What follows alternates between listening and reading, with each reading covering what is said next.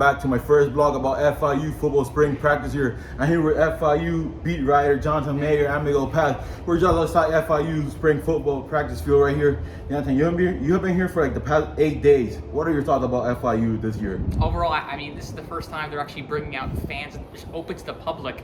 And what we've seen is, I think, a lot of great energy. Obviously, a new coaching staff, Mike McIntyre.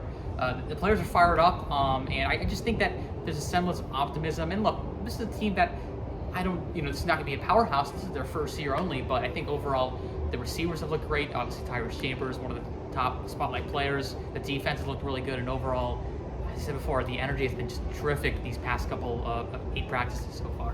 You mentioned Tyrese Chambers. We know he's going to be special. He was special last year.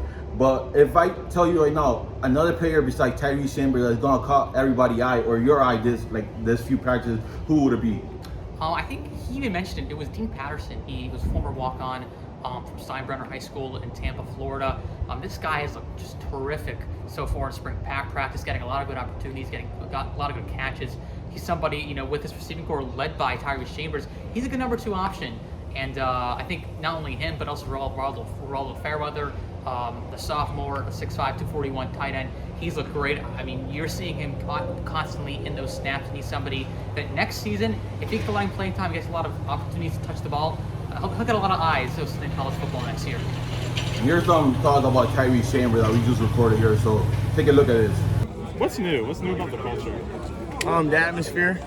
We got a whole new coaching staff that they kind of set a standard for us. All my teammates and including myself, we all buying into the standard, and we're trying to lay a foundation down. Okay. To start moving forward, and you just forget about the past, move forward, and focus on the future. So it's been exciting and a lot of positivity going around and a lot of good energy going around. My individual goal, I want to be the best receiver in the country. I probably sound a little cocky saying this, but I'm trying to go for 2K. I'm trying to be one of the first. I think about 3 people ever did it, 2 people ever did it. I want to be one of those people, and I feel like I can do it. I'm pushing myself every day. The team goal, I want to get my team to a bowl game. You know what I'm saying? I'm not trying to drop no passes. I'm trying to make plays every time the ball is come to me, and I want the young kids behind me to know that they can make it out of here, and they can be something out of FIU. These 9 days of the spring training, who caught your eye today, like in practice, or like you're like, oh, that guy's gonna be pretty good, or he's gonna be special? Dean Patterson. Yeah, I watched Dean last year. He came here as a walk-on. That's like a little brother to me, man. I watched him grow, and he has been making a tremendous, impact for our team since the day when he came in here. He's very humble. He always worked hard. He's been out here making plays the whole spring, man. I'm excited for him. I think he's going to be really good. We mentioned Coach McIntyre new to the university, and we can see out there the intention is hard. The players are happy. There's fans here coming to. We saw a lot of recruits today. Talk to us a little bit about Coach McIntyre.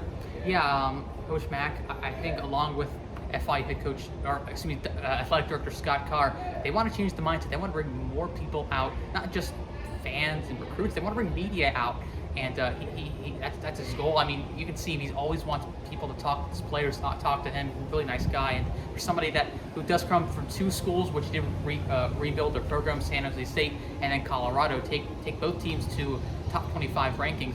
He's somebody, same spot. I think it's an opportunity where you're in a place like Miami, and I think he has an opportunity to really change his program and put FIU back on a map that, look, this is Miami's State University, and they have a chance to do some damage across the state of Florida.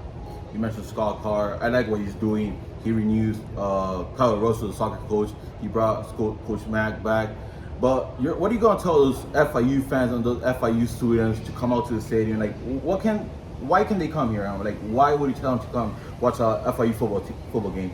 I think that this is a team that has a lot of energy, and I understand when people don't want to go. Maybe they don't feel that this team is good or anything. But look, if you come out to practices, you're going to be engaged. The players love it. They love to be on camera and or just talk to fans. And I think that's a big thing. If you're able to be interactive and things like that, that makes it fun to go to games. And I think that I know Scott and Mike, they're trying their best to bring more fan attendance to the stadium next year. And look, by all means, I mean, the offense looks good. New OC David Yoso. Things are different, and the style of play will be much different and more exciting coming in 2022. So we're going to do more of these videos coming up, FIU Spring. But I'm going to ask you a question. So from what you have seen right now, what do you think will be FIU record next season? Well, I'm gonna ask him this question later on in the year Yeah. to see if it's changed a little bit. But right now, what would it be? Ooh, so I mean, look, this is a team that's first year head coach, a lot of new faces. Even I don't even know right now. But if I would make a guess, the non-conference slate, they take on Bryant, UConn, New Mexico State, Texas State. Those are winnable games. And then the conference slate, I mean, CUSA is in a great spot with football. I mean, I could see them look. I think a floor is 4 wins. I think a ceiling is a bowl game, meaning six wins at the moment. I think 6 wins is the spot you would like to see them. But if they're able to get good non-conference wins and try to eke out some conference wins, I think it's a chance to maybe 5 wins, even try to get a bowl opportunity. But look, it's possible, and I think you never know with a new coach in charge. And you mentioned the bowl. Every player that we interviewed today, I asked them, what's the team goal for this year? And they said, oh, we're trying to make a bowl game. Last year, we know they only got 1 win. It was against Liberty State, which was First like game. 50, first game of the year. But I'm really happy with what I saw right there in that field. It was my first time being here at Fiu Spring Practice, and it won't be the last time. Here with Jonathan Mayer, I'm Miguel Paz. If you're a FIU Panther, make sure to like this video and subscribe down below. I'm going to leave in the description the information to you guys to follow Jonathan Mayer. He writes for Panther now, so make sure to follow him and follow him on Twitter as well. So yeah, see you until next time.